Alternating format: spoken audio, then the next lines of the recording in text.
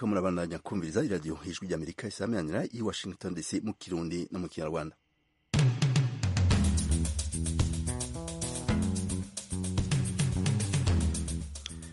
Inshuti zacu namwe duteramanye muri neza muri kumwe na Frederic Nkunikije. Mu Burundi imiryango ishika ku majana indwi yo hafi kirimba c'umukuru w'igihugu muri komine Isare mu ntara ya Bujumbura iri mu ruhagarara kuko isabwa kwimuka. Twibera je ndahabaye imyaka ishika 10. Murumva rero twasaba ko byo kwihuta kandi bikava mu nzira. Abantu twarafasha amadeni mu mabanki tuzi ko twubaka iwacu akazahaza abasirikare bakaduhagarika. Uyo numwe mu baba hafi kirimba c'umukuru w'igihugu. Mu Rwanda ihiganwa ry'umukino w'intoki wa basketball hagati y'amakipe ibihangange ku mugabane wa Afrika riratangura i Kigali mu Rwanda. Muri Sudani umuyobozi w'umugambwe wa Communiste ejo yaratawe muri yompi mu gihe imyirekano ikomeje ku murwa mukuru Khartoum.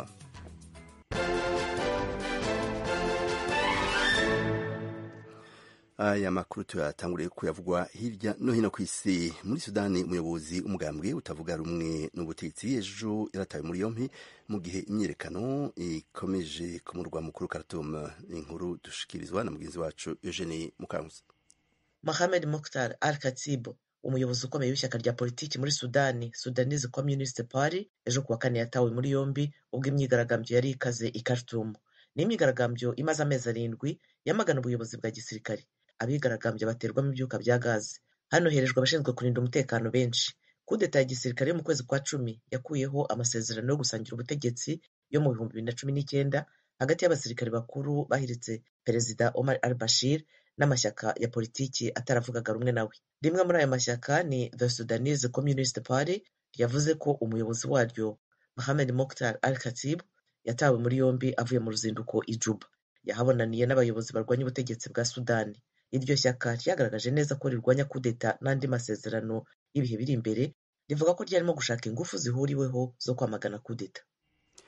Turagushimiye Jenny. Indorerezi z'umuryango w'ubumwe bwa Buraya zivuga ko Zimbabwe ishobora kuzongera kugira ikibazo cyo kutumvikana ku majwi matora yo mu mwaka utaha kiretse igihe ico gihugu cokora ku buryo umurwi ujejwe gutunganya amatora wo kwigenga ntugire aho uhurira na leta hamwe n'umugambwe uri ku butegetsi.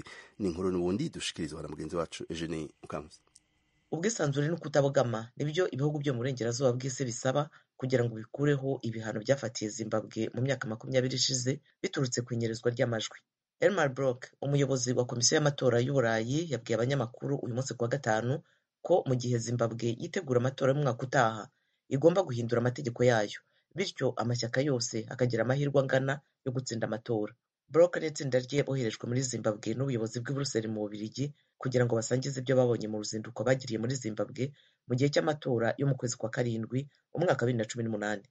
Mu kiganiro Brok yahaye ijwi ry'Amerika, uyu mugabo ukomoka mu gihugu cy'Ubudage yavuze ko intumwa zahaye abayobozi ba Zimbabwe ibintu 23 by'umwimerere basanga bizafasha kuvugurura amatora. Avuga ko ibyo bifite aho bihuriye n'aho amatora azabera, ukutabogama kwitangazamakuru rya leta, gufatwa kimwe kw'amashyaka, uburyo bunoze bwo kwiyandikishiriza gutora, komite ihuriweho n'impande nyinshi yo guhuza ibikorwa, gukoresha neza amatora, imyitwarire ku munsi w'itora. Harimo kandi no gukorera mu mucyo hamwe n'ibijyanye no gukusanya no kubarura kugeza ku majwi ya nyuma. Brok avuga ko ibyo nibikorwa mu mucyo nta cyuho kirimo, ubwo buzaba ari uburyo bwiza bwo kugira amahoro mu gihugu kubera ko ntawe uzavuga ko hari ikintu kitagenze neza mu matora. Bizatuma amatora agirirwa icyizere. Abayobozi ba Zimbabwe ntacyo bavuze ku itangazo rya Brok ryo kuri wa gatanu. Cyakora mbere Rafael Faranisi uri mu mwanya w'umunyamabanga uhoraho muri Minisiteri y'Ubutegetsi bw'igihugu muri Zimbabwe yavuze ko guverinoma yiteguye itariki ya 7 y'ukwezi gutaha kwa 6 ubwo abayobozi b'Harare bazahura n'ab'i Brussels mu Bubiligi. Urakoze Eugenie. Ejo ku munsi wa 6 bitekanijwe ko perezida wa Turkiya azovugana n'abayobozi b'igihugu ca Finland. Azoshimangira ko atemera ko Finland na Sweden byo kwinjira mu muryango wa OTAN. Ni inkuru dushikirizwa na mugenzi wacu Tim Harris. Ishimwe. Tayyip Erdogan yashyize ibi ahagaragara asa nk'ushinja ibihugu byombi gucumbikira imitwe we yita y'iterabwoba. Iyi mitwe Perezida Erdogan avuga ko yagerageje guhirika ubutegetsi mu gihugu cye muri 2016. uretse kuba perezida wa Turukiya yifuza kuvugana n'abayobozi ba Finland ku munsi w'ejo, binateganijwe ko azavugana na minisitiri w'intebe w'Ubwongereza, mu gihe uyu munsi wa gatanu yavuganye na minisitiri w'intebe w'Ubudage. Ku bw'ibyo Erdogan agasaba intumwa za Finland na Suwede kutazirirwa zigora zijya muri Turukiya gushaka kumwumvisha ko yahindura icyemezo yafashe. Aha akumvikanisha ko imitwe y'iti y'iterabwoba ishobora kugaruka muri Turukiya mbere y'uko ibihugu byemererwa kwinjira muri OTAN. Finland na Suwede byasabye kwinjira muri OTAN kuri uyu wa gatatu, icyemezo byafashe nyuma y'aho Uburusiya bugabiye ibitero kuri Ukraine. Turabashimiye bagenzi bacu timu ishimwe na Jeanne Mukankusi baje kudushikiriza amakuru avugwa hirya no hino ku isi. Tubibutse inshuti mwese ku radio Ijwi ry'Amerika isaminanira i Washington DC mu Kirundi mu Kinyarwanda. Mu Rwanda mu twumvira ku FM 104.3, mu Burundi mu twumvira ku mirongo migufi ku metero 19 ku metero 22. Turi no kuri internet wezi 3 akaburungu radio yacu voa.com no kuri YouTube na Facebook voa radio yacu.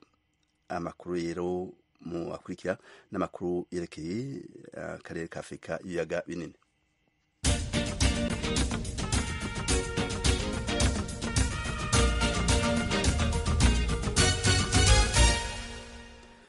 Aya makuru tuyahere mu Rwanda. Urwego rwihariye rwa sentare nkuru ruburanisha ivyaha vyo ku rwego mpuzamahanga n'ivy'iterabwoba rwasubiye kwihweza urubanza rwa Jean Twagiramungu rwumvirije amasura yemeza icaha ca jenoside cagirizwa Jean Twagiramungu. Mwiburanisha ryo kuri uyu wa gatanu sentare yumvirije amasura abiri. Ni inkuru ya mugenzi wacu Eric Bagirubusa ari i Kigali mu Rwanda. Umutangabuhamya Remy Kamugire ku ruhande rw'ubushinjacyaha bw'u Rwanda yemeza ko jenoside yabaye ari ku Gikongoro mu cyahoze ari komine Karama, ni umututsi wahigwaga ndetse n'umuryango we nk'uko yabibwiye urukiko. Kamugire yemeza ko ku itariki ya 16 z'ukwezi kwa 1994 n'umuryango we wose bari bahungiye kuri paruwasi ya Cyanika. Abwira urukiko ko hari hahungiye abatutsi basaga 30,000 kandi ko bose bahiciwe. Yemeza ko ku itariki ya 21 z'ukwezi kwa 4 yabonye Jean Twagiramungu kuri paruwasi ya Cyanika ari kumwe n'abavugaga rikijyana bo mu cyahoze ari komine Karama yise intellectuel, bategereje ikindi gitero cyari buturuke i Murambi kije kubaha ubufasha bwo kwica abatutsi. Avuga ko akurikije uko yabonaga abo bari abakozi ba komine bari na Twagiramungu basaga n'abari bashinzwe ibikorwa byo kugenzura ibikorwa by'ubwicanyi bwakozwe n'abandi bahutu basanzwe. Bitandukanye n'imyitwarire ya Twagiramungu ku bandi batangabuhamya bamushinje, uregwa yahasi ibibazo Kamugire. Twagiramungu yamubajije igihe byafata kuva iwabo w'uregwa kugera Cyanika hari hahungiye abo batutsi. Umutangabuhamya yasubije ko uwagenda n'amaguru yahakoresha byibura amasaha agera muri 2, naho ku modoka akahakoresha nk'iminota 20.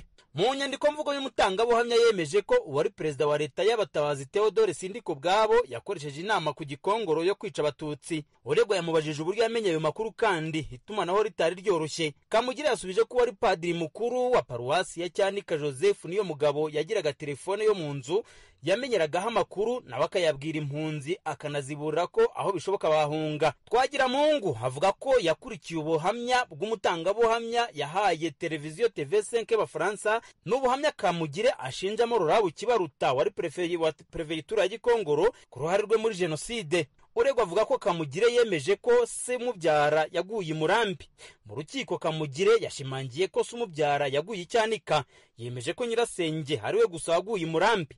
Umutangabuhamya yemeje ko uretse kubona uregwa hari kumwe n'abavugaga rikijyana muri komine Karama nta numwe yabonye agira umututsi yica. Yavuze ko iryo tsinda ryashishikarije abahutu kwinjira muri kiliziya bakica abatutsi. Undi mutangabuhamya Karori Musonera we yari yabanje gusaba ko yarindirwa umutekano yanga ingaruka ubuhamya bwe bwazamugiraho. Gusa nyuma yo gusohora bumvaga urubanza kuko ibyuma by'ikoranabuhanga byari byapfuye, umutangabuhamya yisubiye abuvugira mu ruhame. Uyu yagize uruhare muri jenoside akatirwa igihano cy'igifungo cy'imyaka 12 ariko yemera icyaha asaba imbabazi ararekurwa. Mukuru wa Musonera yashatse mu muryango w'uregwa. Musonera avuga ko mu gihe cya jenoside yagiye iwabo wa Twagiramungu ahasanga umurambo witwa Alfred Ruzigama. Avuga ko Twagiramungu na se umubyara bamubwiye ko Ruzigama yishwe n'igitero cyamubafashije giturutse Ruseke. Twagiramungu yahise yakijambo mu mwanya wo kumuhata ibibazo mwijwi ryumvikanisha kutishima ati kubera ukiri kumbeshyera. Yahise yicara. Ni ikibazo cyakuruye ibitwenge kuri bamwe mu bakurikiranaga urubanza. Maître Pierre Celestin Buhuru nawe mu bibazo yabajije Musonera yanzuye ko ari kubeshya urukiko. Umucamanza ukuriye inteko iburanisha yabwiye uruhande rw'uregwa ko rudafite uburenganzira bwo kwanzura ko umutangabuhamya abeshya, yabibukije ko atari bo baca urubanza. Umucamanza yihanije umunyamategeko Buhuru ko nk'umunyamwuga atagakwiye kuvuga ko umutangabuhamya abeshya. Bwana Antoine Muhima yamuburiye ko igihe yakomeza kwitwara atyo ashobora kumufatira indi myanzuro. Musonera yumvikanisha ko azi neza Twagiramungu n'umuryango we. Umutangabuhamya yemeza ko yapimaga urwagwa kandi yagiye kwa Twagiramungu kumusaba ko bajya gusangira kamucyura buhoro bari basanzwe basangira, aribwo yasangaga bahiciye umuntu. Yemeza ko nta gitero na kimwe yabonyemo uregwa. Avuga ko ageze kwa Twagiramungu akabaza ku rupfu rwa Rufredi Ruzigama, uregwa yamusubije ko binabaye ngombwa na nyina umubyara wari umututsikazi yamwica. Yemeza ko se wa Twagiramungu yamuhanuye amubwira ko kizira kikazirirwa ko umwana yakwica umubyeyi. Urukiko rwatangaje ko rusigaye kumva abatangabuhamya bagera muri 2 b'ubushinjacyaha, hagakurikiraho abashinjura. Bwana Jean Twagiramungu haregwa icyaha cya jenoside ubushinjacyaha umukekaho ko yakoreye mu cyahoze ari komine ya Rukondo na Karama mu cyahoze ari perefegitura y'Ikongoro mu karere ka Nyamagabe ni mu majyepfo y'u Rwanda. Yahoze ari umwarimu Kaduha, icyaha aragihakana. Mu mwaka wa 2017 nibwo igihugu cy'Ubudage cyamwohereje kuburanira mu Rwanda. Urubanza ruzasubukura ku itariki ya 21 z'ukwezi gutaha. Bagira ubusa ijwi rya Amerika, Nyanza mu majyepfo y'u Rwanda. Urakoze Eric. Reka dukubitire mu Burundi. Imiryango ishika ku majana 7 iba mu buseruko bw'ikirimba c'umukuru w'igihugu ku mutumba Gishingano wa komine Isare mu ntara Bujumbura iri mu ruhagarara nk'uko abajejwe intwaro muri aka karere babivuga. Inkuru yateguwe n'ijwi ry'Amerika ifashijwe n'abakunzi bayo mu Burundi, tuyishikirizwa na mugenzi wacu Thierry Ndayishimiye ari Kigali mu Rwanda. Ukwezi kuraheze abanyagihugu baba mu gacimbiri ka Karama ya kabiri bari mu ruhagarara, bavuga ko rwatewe n'umusirikare w'ipeta rya koloneli ajije umutekano w'ikirimba c'umukuru w'igihugu. Ubu nawe akaba yaje ababuza kubaka nk'uko umwe mu bafise amaparasera muri Karama ya kabiri yabibwiye abakunzi b'ijwi rya Amerika. Bisanzwe uko ibintu bitunganije nta musirikare aza kwinjira mu bintu by'amatongo y'abe n'igihugu. Twari tuzi yuko intwaro ariyo izi kamenyesha bene gihugu yuko aho hantu leta yafitiye umugambi rusangi, hanyuma bagaheza leta igasohora ikintu canditse cerekana neza iyo intérêt public. Iryo tiko riganasigura nico abo bantu bazoba bamaze gukurwa muri ayo matongo. Uno musi rero hatanguye haza abo basirikare babuza abantu kubaka. Turibaza duti none mbega leta kubera iki itigeze isohora icanditse cerekana neza ico ihakenereye, isigura n'abo bantu aho bazoca baja.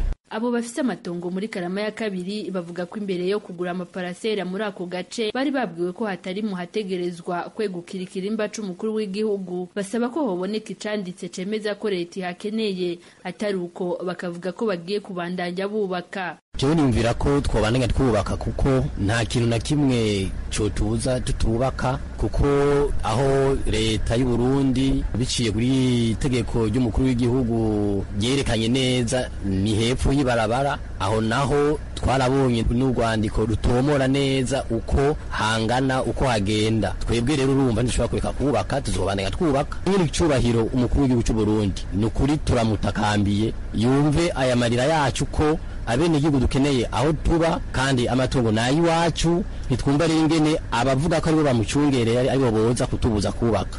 Hamwe leta yoba ikeneye amatongo yo ngaho Ikarama ya kabiri, abahafise amaparasera bavuga ko batokwanka umugambi w'iterambere rusangi. Umwe mu bahafise amaparasera asaba kwicura kibazo cotorega umuti nk'uko byagenze ku yandi matongo akikuje ico kirimba c'umukuru w'igihugu. Twebwe kubera ko twemera ko leta ari leta nkozi kandi leta mvyeyi, dusaba ko isori cyanditse niba hafitiye umugambi isori cyanditse nk'uko yasori cyanditse muri saso wasane hegitari ikabiriko ivyiga hariya, niba natwe hashaka ibikore, ariko niba itahashaka dukure kwa abo bantu bariko baza baduhagarika kubaka ahantu hacu twibera. Je ndahabaye imyaka ishika 10. Murumva rero twasaba ko byo kwihuta kandi bikava mu nzira. Abantu twarafasha amadeni mu mabanki tuzi ko twubaka iwacu, akazahaza abasirikare bakaduhagarika. Buramatari w'intara ya Bujumbura yishuye kuri telefone abakunzi b'ijwi rya Amerika ko ikibazo c'abarongoye akizi, ariko Desire Nsengiyumva asaba abegwa n'ico kibazo guhagarika ibikorwa byo kubaka mu kurindira ko ababijejwe batomora neza uburinganire bw'itongo leta ikeneye muri ico kibanza.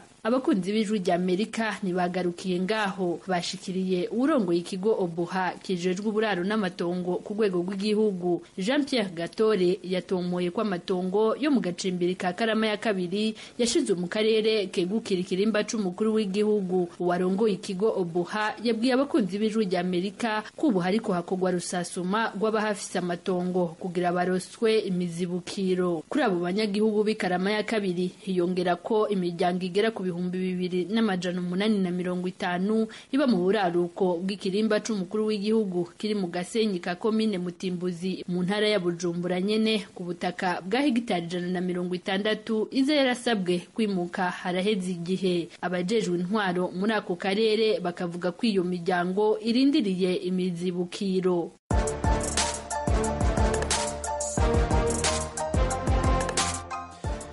naho nk'uko ako kazi bibukije inkuru ya sport kuri uyu wa gatanu, abayobozi b'ihiganwa rya basketball nyafurika batangaje ko imikino ya nyuma izotangura ejo ku munsi wa gatandatu iteguriwe bihagije. Umunyamakuru w'ijwi ry'Amerika zo kurikirana iyo mikino Jean Claude Munyandinda yari mu kiganiro abateguye iryo higanwa bagiranye n'abamenyeshamakuru i Kigali, yavuganye na mugenzi wacu Tim Harris Jim. Iki kiganiro n'itangazamakuru kibanze kuki? Ikiganiro n'itangazamakuru cyabaye muri Kigali Arena i Remera kibanze ku ngingo twavuga ko ari nk'eshatu: gushimira u Rwanda rwemeye kwakira icyiciro cya nyuma cya playoff muri iyi mikino ya Basketball Africa League. Ikindi ni ugushimira abandi baterankunga bagiye bafasha irushanwa kugira ngo rishobore gutera imbere. Ingingo ya gatatu ni ukwishimira urwego basketball yo muri Afurika imaze kugeraho, cyane cyane ko aya marushanwa timu yagiye agaragaza ko hari amakipe ashobora kwitwara neza mu ruhando mpuzamahanga. Claude, watubwira gato uko gahunda iteye muri imikino y'akamaramaka izaba ejo? Nibyo koko urakoze timu, gusa mbere yuko nkubwira gahunda uko iteye nakubwira ko icyo cyari icyiciro cya mbere namaze kugusobanurira cy'ikiganiro kigera itangazamakuru. Ikiganiro cya kabiri cyangwa se igice cya kabiri cyatanzwe n'ikipe ya Reg Basketball Club nyirizina, aho umutoza wayo John Park yavuze ko umukino uzayihuza na FAP ari umukino ukomeye cyane kurusha n'indi yose. Hanyuma noneho kapiteni w'ikipe ya Reg Basketball Club nta uri ni Erikaje, we yavuze ko ikintu cya mbere bagomba guharanira ari ugutwara igikombe cya Basketball Africa League.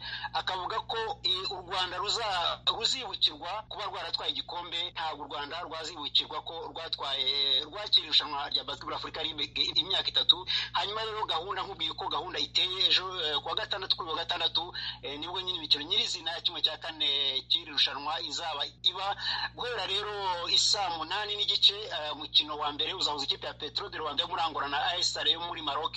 Hanyuma guhera saa 12 zuzuye ruzambikana hagati ya Reg Basketball Club yo mu Rwanda ndetse na Forces Armées Police yo muri Cameroon. Umukino nyine uzaba utoroshye. Timu nabwira abadukurikiye ko uyu mukino muzashobora no kukurikira ku ijwi rya Amerika 5/5 guko rero gahunda uko iteye ku munsi wo kuwa gatandatu. Claude, urakoze. Ariko mbere yuko nkureka kamanze nkubaze kino kibazo cya nyuma. COVID-19 isa nkaho igenda icogora, ariko hamwe na hamwe haracyari ingamba zo kuyirinda. Ese nta ngorane zaba zitewe n'icyorezo cya COVID-19 zishobora kubangamira iyi mikino? Timu nakubwira ko izo ngorane zishobora kutazabaho cyane, kubera yuko ikijyanye no gukaza ingamba zo guhangana na COVID ni ikintu abategura irushanwa rya Basketball Africa League bakomeyeho cyane. Aha rero nk'uko wari bivuze, icyorezo kirimo kiragenda kigabanuka mu Rwanda ndetse n'ingamba zagiye zoroshywa mu buzima busanzwe, ariko kubirebana n'irushanwa nyirizina muri Kigali Arena ko ingamba ziracyakaze. Ni ukuvuga ko umuntu wese uzitabira rino rushanwa, yaba abafana yaba abafite ikindi bashinzwe mu kibuga, bagomba kwambara agapfukamunwa. Jean Claude Munyandinda, umunyamakuru w'imikino w'ijwi ry'Amerika uri Kigali mu Rwanda, ndagushimiye. Urakoze cyane nawe timu ishimwe. Turagushimiye nawe timu ishimwe. Tubibutse inshuti mwese ko muri ko murabandanya kumviriza iradiyo ijwi ry'Amerika isamanira i Washington DC mu Kirundi no mu Kinyarwanda. Koza neza mu kanwa n'imiburiburi inshuro 2 ku munsi ni ngombwa kugira ngo abantu birinde indwara zituruka ku isuku rike ryo mu kanwa. Iryo suku rikorwa gute kandi ryari? Ivyo hamwe n'ibindi mugenzi wacu Jeanne Mukankusi yabiganiriye n'abakunzi b'ijwi ry'Amerika babiyaze kandi mu kiganiro muri Sanga na muganga w'amenyo n'indwara ejo ku munsi wa kane, ico kiganiro cabaye ejo ku munsi wa kane. Joseph w'umuganga ni Joseph Mwiza ari ku bitaro vya Kabgayi mu karere ka Muhanga, intara y'amajepfo y'u Rwanda. Ico ni gice c'ikiganiro muri sanga. Muganga Mwiza atangura asobanura ico abantu bakwiye kumva iyo bavuze isuku ryo mu kanwa. Ubundi isuku yo mu kanwa uko umuntu yayiha inyito yoroheje buri wese ashobora kumva, isuku yo mu kanwa ni ukuvuga ni uburyo umuntu uwo ari we wese akora kugira ngo mu kanwa ke habe hakeye, atari uguca gusa ariko habe hari nta n'indwara irimo, habe hakeye kubera kuhoza, ariko habe hatarimo n'indwara, ariko nanone habe hatarimo n'ibindi bintu bishobora gutuma umuntu hakekera umwanda utaguhumura nabi. yamwumva ko hari abantu benshi bavuga bati mba mu kanwa kanjye havamo umwuka utari mwiza. Urabona n'ibyo bintu bitatu, kuba hakeye ariko nta n'indwara irimo, ariko nta n'ikindi kintu cyatuma umuntu agutekeramo umwanda, harimo no kumurika. Yego, murakoze kudusobanurira iyo suku yo mu kanwa. Ese uko mubibona abantu bakora isuku yo mu kanwa neza nk'uko mwebwe abaganga muba mubyifuza, ibyo bintu bitatu musanga biba byuzuye? Icyo ni ikibazo cyiza cyane, kuko kugeza kuri uno munota domene yacu, yaba aho dukorera ndetse n'aho uri, akenshi ugenda mu muhanda abantu bakuze bagutangiraho kubaza ibibazo bijyanye n'indwara zo mu kanwa. Abantu benshi cyane cyane ndavuga bene ku duce tubamo twebwe, ntabwo bakora isuku, cyangwa se niba banayikora bayikora nabi, kuko iyo turimo kubasuzuma indwara nyinshi tubavura usanga zose ziva ku isuku ya ntayo cyangwa nkeya, ari nabyo bituma n'indwara ziguma kuba nyinshi, n'abarwayi b'indwara zo mu kanwa bakaguma kugenda baba benshi ku bitaro, usanga rwose buzuye. Ubwo turaza kugenda tubisobanukirwaho kurushaho uko tugenda twinjira mu kiganiro. Nagira ngo rwose mpite mpa n'umwanya umwe mu bakunzi b'ijwi rya Amerika ushaka kugira icyo yavuga. Andre, uranyumva? Yego, ndabumva cyane. Ikaze ku ijwi rya Amerika. Ufite ikibazo cyangwa ni igitekerezo wifuza gutanga? Mbere na mbere ndabanza kubashimira. Urakoze nawe. Ndabanza kubashimira cyane, kuko buriya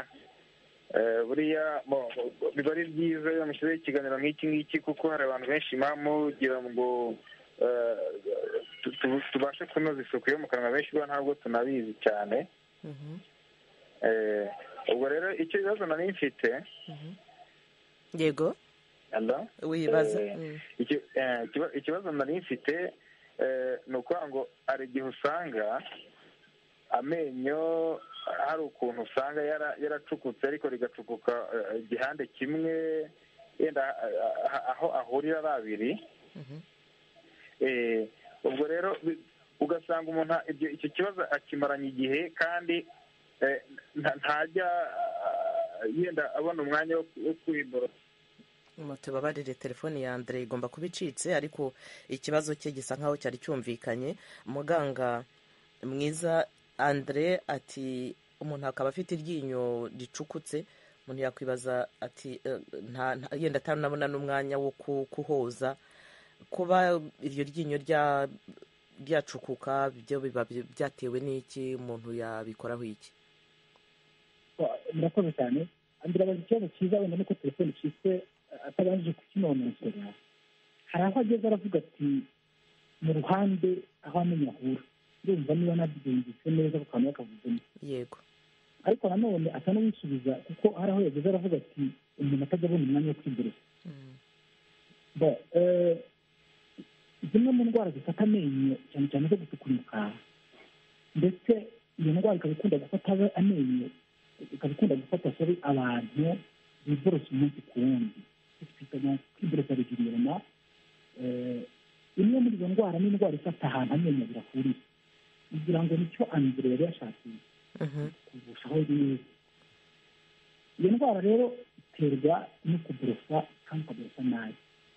Dukunda kuyita ngo ni indwara y'abantu baborosa hagati y'amenyo abiri, kuko akantu gakoramo isuku abantu benshi ntabwo bakazi, ariko abagira amahirwe bakagera ku bitaro cyangwa ahandi tuba dukorera barabibasobanurira, barabibigisha, barabibereka, barabibakorera uburyo abenshi rwose babafasha amasomo.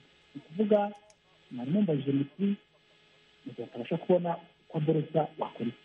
Buriya isuku yo mu kanwa ari nayo nyine intwaro ya mbere yo kwirinda indwara zo mu kanwa. Kugira ngo uyigereho bisaba ko ari wowe nyirizina ugeraho. Icyo rero yakora ni kimwe, ni kujya ashaka uwo mwanya, nibura akazirikana nyuma yo niba yagize akazi kenshi, akazirikana ko mbere yo kuryama mu gihe avuye mu kazi agomba gufata umwanya uhagije wo kuvana mu kanwa ibintu byose byari yatamenya n'ibyasigayemo akoza agatima. Niba aricyo namubwira kuko mwarimu mbajije muti yakora iki. Yego. Ari ku murongo reka tumubaze niba yasobanukiwe cyangwa se niba hari n'ikindi kibazo yaba agifite, kuko ushobora kuba yibarizaga cyangwa yabarizaga undi muntu. Andre, wumvise? Jeni, nari telefone yanjye yayizimyeho gatoya ariko nagarutse. Yego. Hari icyo ubashije kumva se mu byo yasobanuye? Ariko nari nkikomeza ariko nasobanukiwe. Nari nkibaza, nari mfite ikibazo nashaka kuba mvuga ntese kuriya umuntu ajya kwa muganga bakagenda bakamwogereza amenyo, ugasanga baragiye barayogeje bagahindura akureri yenda yari umuhondo bitewe n'utakoresha borosa, cyangwa se yenda urabona nkatwe abantu bo mu cyaro gihe hari ibyatsi bitaga icyumya n'utundi tuntu twasheraga tumeze nk'urusenda umuntu yajundikagamo ngo yarwaye ifumbi. Nkibaza nk'ese buriya iyo umuntu agiye kuraba kwa muganga umuntu agenda bakayoza ugasanga yahinduye kure yabaye umweru wakade, buriya bwo mu gihe runaka nta gihe ashobora kongera agahinduka kuko yari ameze yenda bikaba byabutera uburwayi cyangwa se bukabije kurenza uko mbere byari bimeze. Reka gusubize none. Urakoze cyane muganga. Andrea afite impungenge y'uko koza amenyo kwa muganga nyuma hashobora kongera hakabaho ingaruka izi cyangwa ziriya, cyangwa se akongera akandura. Kwa muganga iyo ugiye kogesha amenyo abantu benshi hari ukuntu bajya bibeshya. Kogesha amenyo ni ukoza umwanda wafashe ku ryinyo. Abantu rero hari igihe aza nta menyo ye yarazingiye ibara, akibwira yuko ari umwanda wafasheho kandi atari ukuyoza bikeneye wenda ari kuyahoma. Koza amenyo rero iyo uje amenyo yawe yarambiye, tugira utumashini tuyoza. Utwo tumashini dukura umwanda uba warafashe ku ryinyo, ariko iryinyo ubwaryo ntabwo akamashini gakoraho. Rero ni umwanda twoza uba warafashe ku ryinyo.